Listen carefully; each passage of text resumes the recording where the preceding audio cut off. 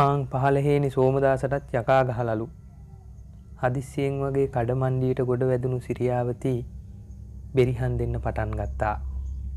හිරු උදාවේ පටන් ගම වටේ උපදූප සෙවීම හරියට ඇයට පැවරුණු රාජකාරියක් වගේ උනන්දුවෙන් සිද්ධ කරපු සිරියාවතී ගමේ මල ගෙදරකට කොටහලු ගෙදරකට නැතුවම බැරි ගැහැණියක් වුණා. කළු ජූලිය කාලේ ඒ කියන්නේ මීට අවුරුදු 10කට විතර ඉස්සර ඇගේ සැමියා වුණු විජේසිරි හදිසියේ මතුරු දහන් උනේ අවුරුදු 2ක් වයස දියණියත් එක්ක ඇයව සදහටම තනි කරලා. ඒත් උත්සාහවන්ත කාන්තාවක් වුණු ඇය කාගෙන්වත් අනවශ්‍ය කතාවක් නොසා ජීවන අරගලයට මුහුණ දුන්නා. අනුන්ගේ ඕපදූප පතුරන එක හැරුණු විට ඇගෙන් සිද්ධ වෙච්ච වෙනත් වරදක් නම් තිබුණේ නැහැ.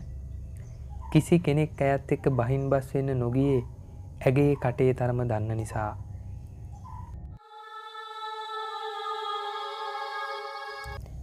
ඒ මොකද බං?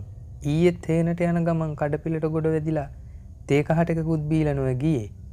වයසක පුංචා මුදලාලි කබල් මේසෙ ළඟ තිබුණු ලෑලි බංකුවෙන් වාඩි වෙන ගමන් කියන්නට පටන් ගත්තා. මොකද දැන් වෙලා තියෙන්නේ? කඩපිලේ හිටපු කීප දෙනාම හරි බැරි ගහිලා තැන් තැන්වල වාඩි වෙලා කටවල් අරගෙන බලාගෙන හිටියේ ඇගෙන් විස්තරය අහලා දැනගන්න තියෙන උමනාව නිසා. සෝමදාස කියන්නේ අවුරුදු 40ක් විතර වයස හේන් ගොවිතැනින් ජීවිතය ගැට ගහගතපු අහිංසක නූගත් ගැමියෙක්.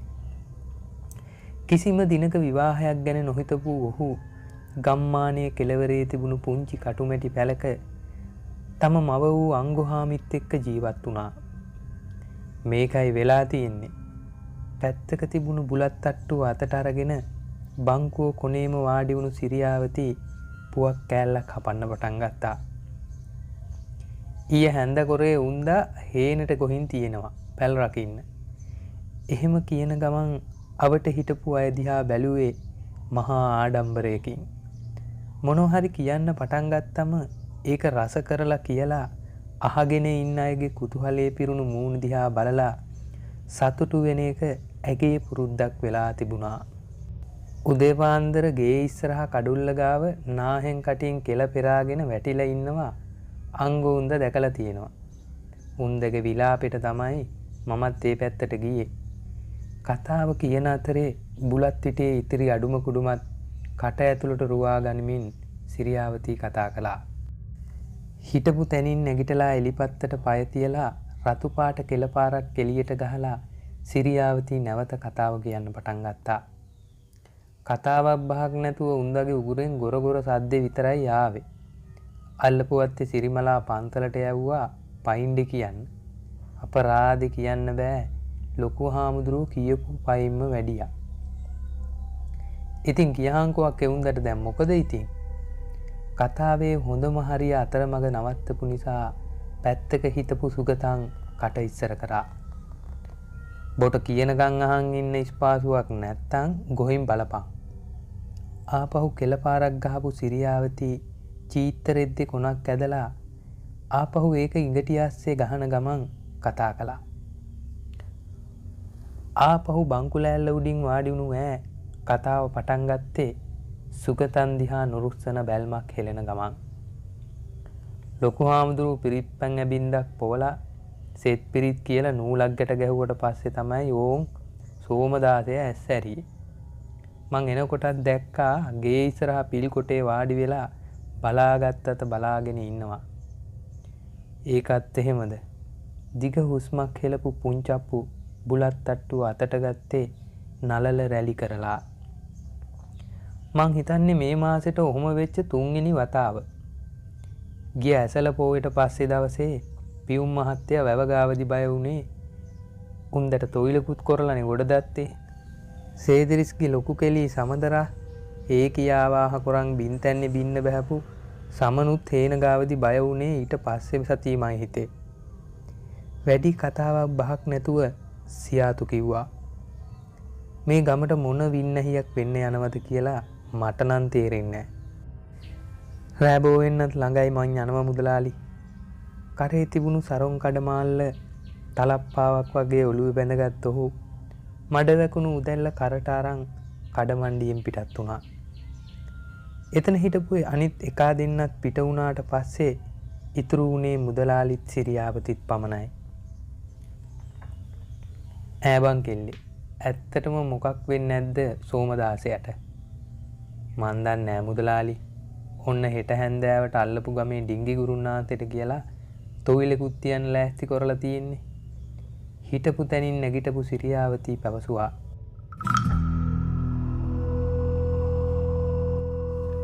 මටත් සීනි රාත්තලක් දෙන්නකෝ මුදලාලි මාමේ. කෙලී විතරයි ගෙදර. කළුවර වැටෙන්න කලියෙන් හනික එනවා කියලායි මේ දුවගෙන ආවේ. අවශ්‍ය කලමනා අරගෙන පම්මල්ලට ඔබා ගතපු ඇය හැට්ටේ අස්සට අත දාලා එළියට ගතපු හැඹිලියෙන් මුදල් ගෙවලා සුපුරුදු ඉක්මන් ගමනින් කඩමණ්ඩියෙන් එළියට බැස්සා. ඇගේ නිවස පිහිටා තිබුණේ කඩමණ්ඩියෙන් ටිකක් දුරට වෙන්න වැව්තාවුල්ලට ටිකක් ඈතින්.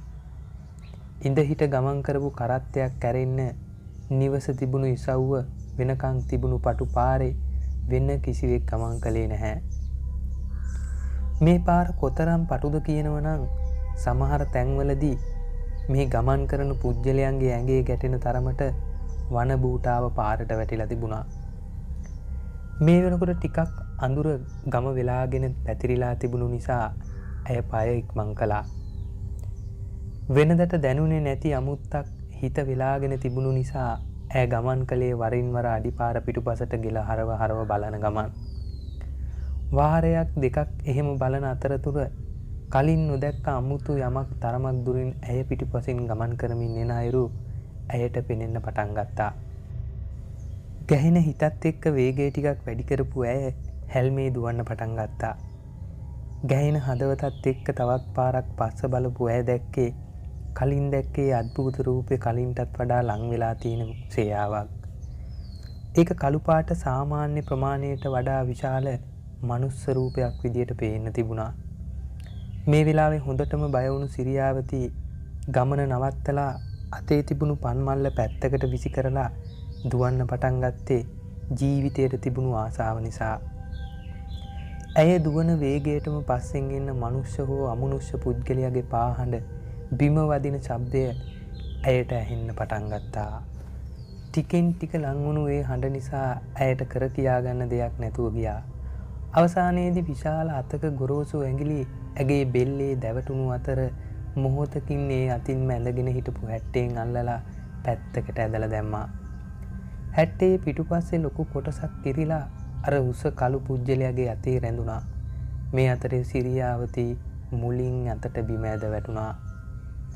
බෙල්ල හරවල බලපු සිරියාවතී දැක්කේ අඩි 6කට වඩා උස කාල වර්ණ දේහධාරී පුද්ගලයෙක් ඉදිරියට නැමුණු ඔහු Tamanගේ ශක්තිමත් අතින් බයට පත් වෙලා හිටපු ඇගේ මූණ හරහා තද අතුල් පාරක් ගැහුවේ මොහොතකින් සිරියාවතීගේ සිහිය නැති කරලා. අතුපතර විදාගෙන වැඩුණු උස් රොග්ගමුවක läග සිටි බකමූණුකගේ හූම් හඬ පමණක් දැඩි නිහඬතාවය අතරින් ඇහෙන්න පටන් ගත්තා. අහසේ අතරින් පතර පැතිර තිබුණු තරු රටාවලින් අවට පරිසරෙහි පැවති අඳුර ඊතරම් දුරට පහව තිබුණේ නැහැ. සරුවට වැඩි තිබුණු පඳුරු ගොන්නක් ඇතුලෙන් නැගුණේ සිහින් කෙඳිරියක්. ටික වෙලාවකින් එය මෑත් කරමින් ඉදිරියට බඩගාගෙන එන කාන්තා රූපයක් පෙනෙන්න පටන් ගත්තා. අවුල් වුණු කෙස් රොදවල් වෙවුලමින් පැවති අත් දෙකෙන් හදන ගමන් ඈ දන ගහලා බිම වාඩි වුණා. ඒ වෙන කවුරුවත් නෙමේ සිරියාවතී. පැත්තක විසිර තිබුණු වැරහිලි චීත්තර රෙදි කැවැල්ලෙන් නිර්වත වහගතිපු ඇය හෙමින් නැගී සිටියා. මේ අතරේ 12 හැවිරි දිවියේ පසු වුණ සමදරා ගේ ඉස්සරහා ස්තෝප්පු කෑල්ලි නම් කඩුල්ල දිහා බලාගෙන හිටියේ කඩමණ්ඩියට ගියපු මම නැවත ගෙදර එනතුරු. කළුවර වැටෙන්නට පෙර නිවසින් පිටත්ව ගිය සිරියාවතී වෙනදාට නම් මෙතරම් ප්‍රමාද වන්නේ නැහැ. බිත්ති ඔරලෝසුවේ වෙලාව හරියටම 8 කනිසමද පහු වෙලා තිබුණා.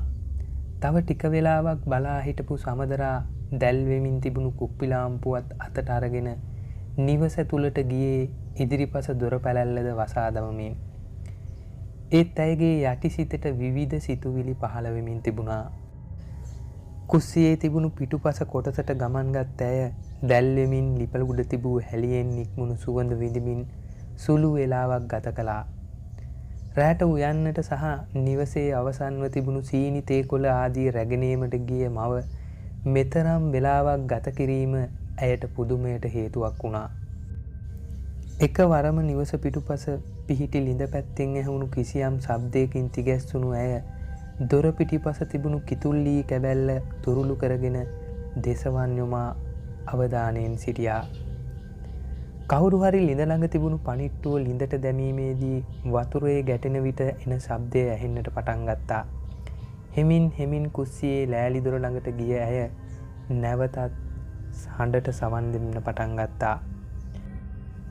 මොහොතකින් ලිම්පඩියට වැක්කුරුණු වතුර හඬ ඇහුණු නිසා ඇය සැනසුම් සුසුමක් හෙළුවා. ආපහු කුප්පි ලාම්පුව අතට අරන් ලී කෑල්ල පැත්තකට දැමූ සමදරා දොර ඇරලා එලිපත්තට ගොඩ වුණා. ඇගේ මව අඩ අඳුරේම දියරෙද්ද තනමත්තෙන් ඇඳගෙන හිටියේ වතුර නාන ගමන්. අම්මේ, සමදරා විමතියෙන් ඇහුවේ කවදාවත් මේ වෙලාවට ළිඳේ සීතල වතුරෙන් ස්නානය කරනු සමදරා නොදුටු නිසා. මොකද මේ කවදාවත් නැතුව? මගදී මඩ ගොඩක් පෑගුණා. ශනිකව වතුර නෑම නැවතූ සිරියාවතී උත්තර දුන්නා. උඹ ගෙට ඵලයන් කෙල්ලේ, වේවැල් පුටු උඩ තියෙන චීත්තරෙද්ද කුස්සියේ දොර උඩින් තියපන්. කිසිත් නොකියපු සමදරා ගෙට ගිහිල්ලා චීත්තරෙද්දත් ගෙන දොර උඩින් දාලා අම්මා දිහා බලාගෙන හිටියා. ඇයට කවදාවත් නොදැනුණු අන්දමේ නුපුරුදු ගතියක් ඇගේ අම්මගෙන් දකින්ට ලැබුණත් ඒ මොකද්ද කියලා තේරුම් ගන්න බැරුව ගියා. සිරියාවතී වතුර නාන එක නවත්තන බවක් පේන්න නැති නිසා ගේ ඇතුළට ගියපු සමදරා පරණ ඇඳ උඩින් හාන්සි වුණා. මොහොතක් නින්දත් නොනින්දත් අතර හිටපු සමදරාට සීතල අතක පහසක් දැනුණා. ඇඳේ පසකින් වාඩි වී ඇගේ මූණ දෙස බලා සිටියේ ඇගේ මව සිරියාවතී. මවගේ මුහුණ වෙන කවදාටත් වඩා සුදු මැලිව තිබුණු හැටි දැක්කත් වඩාත් පුදුමයට කරුණක් වුණේ ඇගේ අතේ තිබුණු දැඩි සීතල ස්වභාවයයි.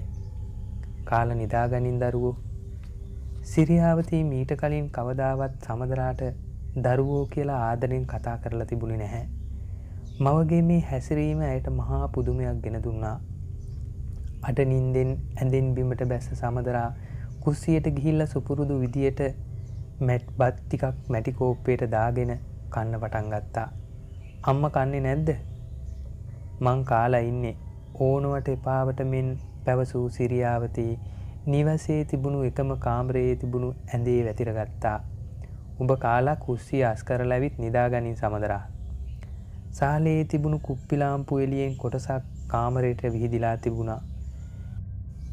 ඒ එළියෙන් නැගේ මව සුවබර නින්දක පසුවනු දකින්නට ලැබුණා. ඇය අසලින් වැසිරගත් සමදරා එක් අතක් මවගේ සිරුර මත්තෙන් දමා ඇයට තුරුළු වුණේ එය ඈ කුඩා කල සිටම පවත්වාගෙන පුරුද්දක් වුණ නිසා. නමුත් ඇය එක් ක්ෂණයකින් අත තමා වෙත ඇදගත්තේ නිසල්මන්ව ගැඹුරු නින්දේ සිටි මවගෙන් කිසිම චලනයක් දැක්කේ නැති නිසා. අඩුම තරමේ ඇය හුස්ම ගන්නා හඬ පවා ඇසුනේ නැති තරම්. ඒ වගේම ඇගේ ඇඟේ තිබුණේ අසාමාන්‍ය සීතලක්. හරියට මැරුණු මලමිනියක් වගේ. හිතට නැගුණු අමුතු සිතුවිලිත් එක්කම අනික් පැත්තට හැරුණු සමදරා ඇස් දෙක තදින් පියාගෙන නින්දට ගියා. සමදරා එක පාරම ගැස්සිලා ඇහැරුණේ නිවස පිටුපසින් ඇසුණු කිසියම් ශබ්දයක් නිසා. ආපහු හැරිලා බැලුවත් ළඟ නිදාගෙන හිටපු අම්මා පේන්න හිටියේ නැති නිසා බය වගේම පුදුමයට පත් වුණ සමදරා දොර දිහා බලද්දි දැක්කේ දොර ළඟ හිටගෙන ඉන්න අද්භූත ඡායාවක්. දොර ළඟට එකක් ඈතට වෙන්න සමදරාට පිටුපාලා සිරියාවතී හිටගෙන හිටියා. ඒත් ඇගෙන් කිසිම සෙලවීමක් දකින්න තිබුණේ නැහැ. ඇගේ අවුල් වෙලා තිබුණු කොණ්ඩේ පිට දිගට වැටිලා තිබුණු විදිහට ඒක මහා බිය උපදවන දර්ශනයක් වුණා. අම්මේ දැරිය බියෙන් හා වෙවුලමින් හඬමින් කෙඳිරි ගෑවා. අම්මේ මොකද මේ එළියට වෙලා? ඒත් ඇයට ඒ වචන ටික ඉවර කරන්න බැරි වුණේ ඇගේ මව එක පාරටම සමදරා පැත්තට හැරුණු නිසා. සිරියාවතීගේ මූණ බලන්න බය හිතෙන තරමට විකෘති වෙලා සුදු මෙලිවිලා ගිහින් තිබුණා. බයටපත් වුණු සමදරා කිසිම හඬක් නැතුව සිහි නැතුව බිම ඇදගෙන වැටුණා. ඉතින් මේ භයානක ආත්මයේ දෙවැනි කොටස මම ඊළඟ වීඩියෝ එකකින් ඔයගොල්ලන්ට අරගෙන එන්නම්.